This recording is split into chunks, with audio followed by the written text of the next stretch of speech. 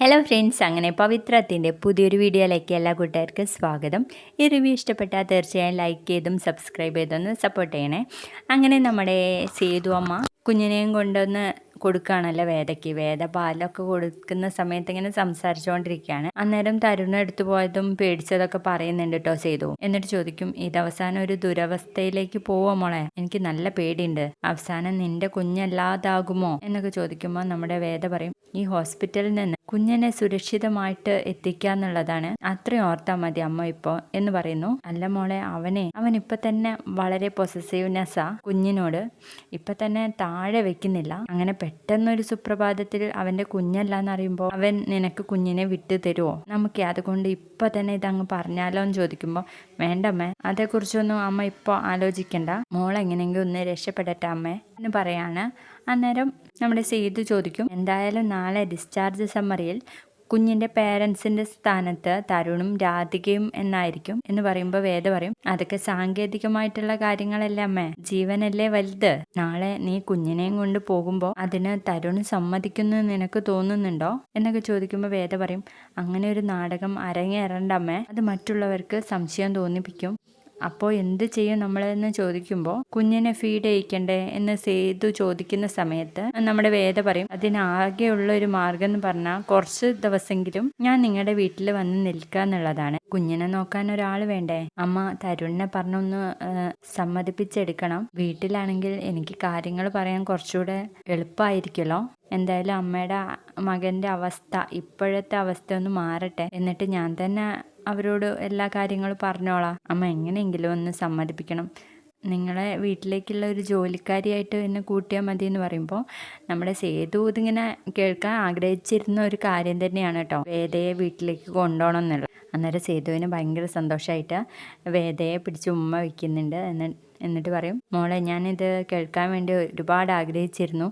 നിനക്ക് എന്ത് തോന്നുന്നു വിചാരിച്ചാൽ ഞാൻ ചോദിക്കാതെ ഇരുന്നേ. മോളെ ഞാൻ വേലക്കാരിയായിട്ടല്ല കണ്ടത്, സ്വന്തം മകളായിട്ടാ എന്ന് പറഞ്ഞ് ഉമ്മ വയ്ക്കുന്നിടത്തേക്ക് നമ്മുടെ സിസ്റ്റർ വരികയാണ് കേട്ടോ. സിസ്റ്റർ വന്നിട്ട് ചോദിക്കും, എന്താ ഇവിടെ ഒരു ഉമ്മ വയ്ക്കലും കെട്ടിപ്പിടുത്തവും?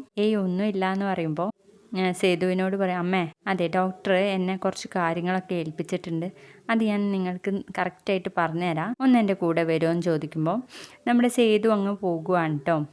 അവസാനം നിലനിൽക്കുന്നത് നമ്മുടെ വേദയും കുഞ്ഞും തന്നെയാണ്. അന്നേരം വേദ ഒരു സന്തോഷം കൊണ്ട് തന്നെ കുഞ്ഞിനോട് പറയും, അമ്മയും മോളും കുറച്ച് ദിവസം ഒരേട്ടൻ്റെ വീട്ടിലേക്ക് പോവാണ് കേട്ടോ.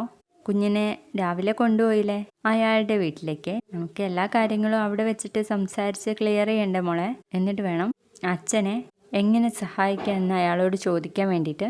എന്നിട്ട് അച്ഛനെ നമുക്ക് രണ്ടുപേർക്കും കാണാൻ പോയിട്ട് വേണം, ഇതാ വിക്രമാദിത്യ, വേതാളം ഇത്രയും കാലം കാത്തു സൂക്ഷിച്ച കുഞ്ഞു വിക്രക്കുട്ടി എന്ന് പറഞ്ഞ് നിന്നെ ഏൽപ്പിക്കാൻ എന്നൊക്കെ പറഞ്ഞിങ്ങനെ കരയലും ചിരിക്കലും ഒക്കെ കൂടിയാണ് കേട്ടോ. തുടർന്ന് കാണിക്കുന്നത് നമ്മുടെ ശ്രീകാന്ത് ആണെങ്കിൽ സാബുവായിട്ട് സംസാരിക്കുകയാണ്. അന്നേരം ഭയങ്കര സന്തോഷത്തിൽ, ഏതായാലും കമല മരിച്ചല്ലോ, ഇനി അവൻ പുറത്തിറങ്ങാൻ പോകുന്നത് അച്ഛൻ്റെ ചെയ്ത കൊളുത്താൻ വേണ്ടിയിട്ടായിരിക്കും, അതിൻ്റെ ഇടയ്ക്കൊന്നും പുറത്തിറങ്ങുന്ന ചരിത്രം ഉണ്ടാവില്ല എന്നൊക്കെ പറഞ്ഞ് സന്തോഷിക്കുകയാണ്. അന്നേരം സാബു പറയുന്നുണ്ട്, എനിക്കും കുറച്ച് അവസരമൊക്കെ തരണം, എനിക്കും അവനോടൊരു വൈരാഗ്യം ഉണ്ട് എന്നുള്ള കാര്യം. അന്നേരം ശ്രീകാന്ത് പറയുന്നുണ്ട്, നേരിട്ടല്ലെങ്കിലും നമുക്ക് ജയിലിൽ വെച്ച് തീർക്കാം, അതുപോലെ എന്ന് ചോദിക്കുമ്പോൾ അത് മതി. അല്ല, നേരിട്ട് ഞാനില്ല കാര്യക്ക്, നേരിട്ടായാലേ വല്ലതും സംഭവിക്കും, എനിക്ക് സർവീസിൽ പിരിയുന്നത് വരെ അവിടെ ഇരിക്കണം എന്ന് തന്നെയാണ് ആഗ്രഹം. അവനോട് നേരിട്ട് കളിച്ചാലേ വല്ല അംഗഭംഗവും വന്നാൽ ആളുകൾ പറയത്തില്ല,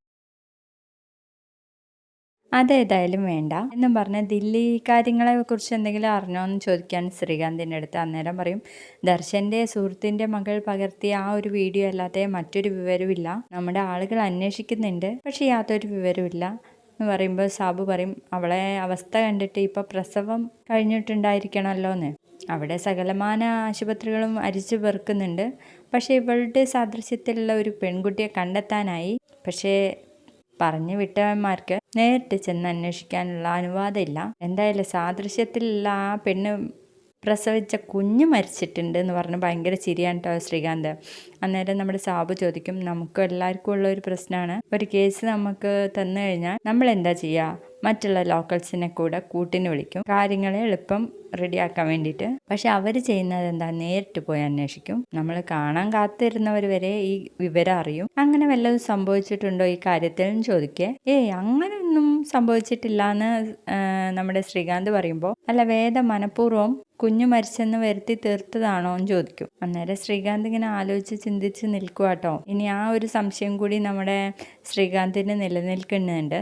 പിന്നീട് കാണിക്കുന്നത് നമ്മുടെ വിക്രാണെങ്കിൽ അമ്മ മരിച്ചതാണല്ലോ, അപ്പോൾ ഭക്ഷണം കഴിക്കുമ്പോൾ ഒരു പിടി ചോറ് ഉരുട്ടി പുറത്തിങ്ങനെ വെക്കും. എന്നിട്ട് കാക്കയെ ഇങ്ങനെ നോക്കി നിൽക്കുമ്പോൾ അവിടെ തന്നെ ശ്രീകാന്ത് അയച്ച കുറച്ച് ആളുകൾ ഉണ്ടല്ലോ, അവരിങ്ങനെ കുറച്ച് വിക്രത്തെ ബുദ്ധിമുട്ടിച്ചുകൊണ്ടിരിക്കുകയാണ്. കാക്ക കൊത്തുവോ അതോ പട്ടി വന്ന് നക്കുവോ? ചിലരെ പിണ്ടച്ചോറൊക്കെ ഉരുട്ടി വെച്ചിട്ടാ തിന്നാനിരിക്കുന്നേ എന്നൊക്കെ പറഞ്ഞ് ഇങ്ങനെ കളിയാക്കുമ്പോൾ നമ്മുടെ വിക്രത്തിന് അത് സഹിക്കാൻ കഴിയാതെ അടിക്കുവാണ് കേട്ടോ. പിന്നെ അടിയോടടിയാണ്. അന്നേരം ഒരു പോലീസുകാരൻ വന്നിട്ട്, നല്ലൊരു പോലീസ് ഉണ്ടല്ലോ, അയാളുടെ അടുത്തേക്ക് വന്നിട്ട് പറയും, വിക്രം അവിടെ ആളുകളെ അടിക്കുന്നു എന്ന്.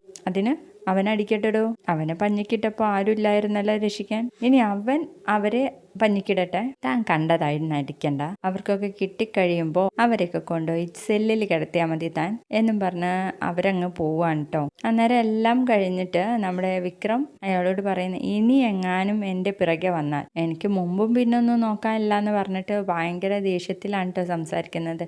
അപ്പോഴേക്കും എല്ലാവരും പ്ലേറ്റും ഗ്ലാസ്സും എടുത്ത് കൊട്ടുകയാണ് കേട്ടോ. പിന്നീട് കാണിക്കുന്നത് നമ്മുടെ മാഷുണ്ടല്ലോ, മാഷാണെങ്കിൽ കമലയുടെ റൂമിലേക്ക് കയറിയിട്ട് അവിടുത്തെ കമല പറഞ്ഞ കാര്യങ്ങളൊക്കെ ആലോചിച്ച് കരയുവാണ്. കമല പറയുന്നുണ്ട് കേട്ടോ, ഞാൻ മരിച്ചു പോയാൽ നിങ്ങൾ എന്തായാലും നമ്മുടെ വിശ്വത്തിൻ്റെയും ശ്രീജയുടെയും അരികിലേക്ക് പോകണം എന്നൊക്കെ പറയുമ്പോൾ, അത് മരിക്കുമ്പോഴല്ലേ, തനിക്ക് മരിക്കാനുള്ള പ്രായമായില്ല എന്ന് പറയുമ്പോൾ അങ്ങനെയല്ലല്ലോ, പ്രായമായിട്ടാണോ എല്ലാവരും മരിക്കുന്നത്? എനിക്ക് കുറച്ച് ദിവസമായിട്ട് മനസ്സിലിങ്ങനെ തോന്നുന്നുണ്ടെന്ന് പറഞ്ഞില്ലേ, അതുകൊണ്ട് എനിക്ക് എന്തെങ്കിലും സംഭവിച്ചാൽ നിങ്ങൾ എനിക്ക് വാക്ക് തരണം അവരുടെ കൂടെ പോവാമെന്ന്, ഒറ്റയ്ക്ക് ഇവിടെ താമസിക്കണ്ട കേട്ടോ എന്നിങ്ങനെ പറയാണ് കേട്ടോ. അന്നേരം നമ്മുടെ മാഷി ചോദിക്കുന്നുണ്ട്, നിനക്ക് വേദയുടെയും വിക്രത്തിൻ്റെയും കൂടെ ജീവിക്കണ്ടേ, അങ്ങനെ ഒരു ആഗ്രഹം ഇല്ലേ നിനക്ക് എന്ന് പറയുമ്പോൾ, എനിക്ക് ആഗ്രഹം ഉണ്ടായിട്ട് കാര്യമില്ലല്ലോ, ദൈവം അതിനനുവദിച്ചെങ്കിൽ മാത്രമല്ലേ അങ്ങനെ ഒരു ദിവസത്തേക്ക് ഞാൻ കാത്തിരിക്കേണ്ട ആവശ്യമുള്ളൂ, എന്തായാലും നിങ്ങൾ എനിക്ക് വാക്ക് തരണം എന്ന് പറഞ്ഞിട്ട് വാക്കൊക്കെ മേടിക്കുന്നതാണ് കേട്ടോ നമ്മുടെ മാഷ് ആലോചിച്ചിരിക്കുന്നത്.